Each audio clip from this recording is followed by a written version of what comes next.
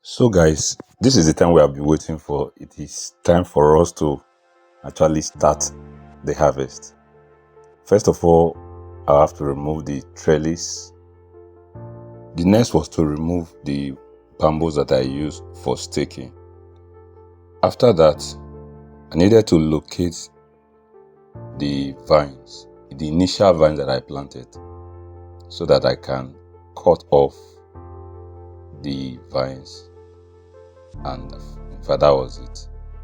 It was very massive. I had to push all of them away to enable me get access to the bag. As you can see, that's a huge amount of vines that we have gotten there. Another advantage of this is that you can actually get planting materials from the vines that you have removed if you have another place to plant. So the circle continues. Alright. Next was to use my scissors to tear off. I normally like to use my garden fork because that's one of my best instruments for harvesting sweet potatoes. It's been very helpful. So gradually I started getting the potatoes out. It's magical because basically we planted just leaves like you saw earlier in this video. But now, 4 months later, over about 120 days later, we are getting sweet potatoes out. But let's see what is going to happen at the end of the day. I noticed something interesting about this bag. A lot of the bags, they were actually very dried inside. Well, this whole experiment was done in the dry season, so we practically depended on manual irrigation for it. It hasn't started raining very well here, so everything you are seeing here today is basically done with manual irrigation. So let's see what we'll get at the end of the day. Some of them didn't do quite well because as you can see, some of them you just see roots and you see small tubers out. But let us see eventually what we are going to get out. What I noticed is that the bags were dry. They were not really that moist for us to really. I thought the first bag that I started with was dried until I opened this one. It was practically all sandy, There was no moist really in this place, and of course that's reflected in the tubers that we got out of this. We practically got little or nothing from this. Was for me it was a very bitter experience. All right, but let's go on. You need to watch this video to the end so that you see what we later found out at the end of the day.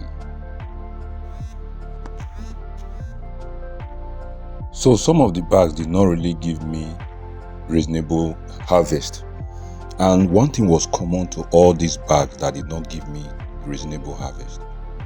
They were almost all dried, so there was not enough water for them to really do well.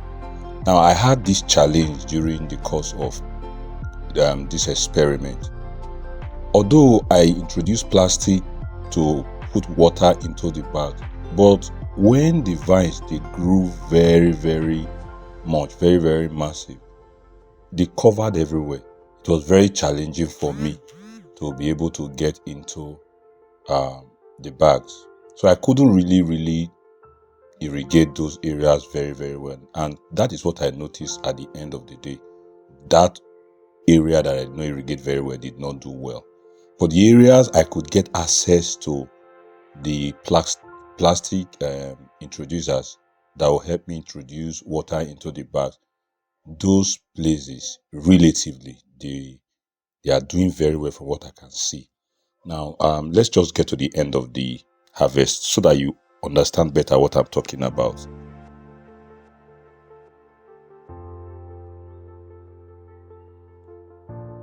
Finally, this last bag, when I started it, I noticed that it was quite moist because we could get access to really irrigate inside the bags.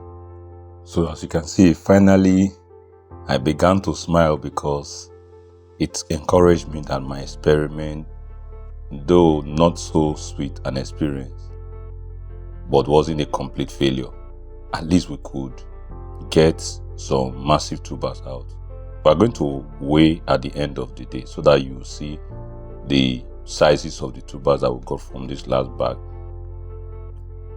I didn't just plant the slips from the pink potato, but I also planted slips from white. Just one I put because I wanted to show us something, that you can actually plant both the cream color white variety and the pink variety together in the same bag, and of course they will still do very well. So that's what you are seeing right now.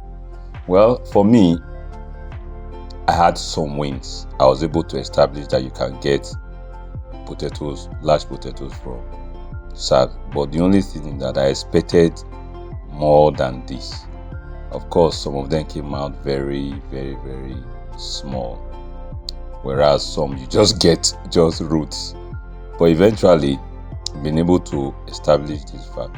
And what I have discovered is that to get very large tubers from things that you plant in sack, irrigation is very key. All right, when we weighed, we found out that we were able to get some few large tubers. All right, during the course of this, you saw that there was white or cream colored sweet potatoes and the pink one inside the same sack. Now you should be able to identify the leaves or the vines so that you know which one you are planting. To know that, I want you to watch this next video where we demonstrated how to identify the leaves of the different varieties of sweet potatoes. Happy viewing.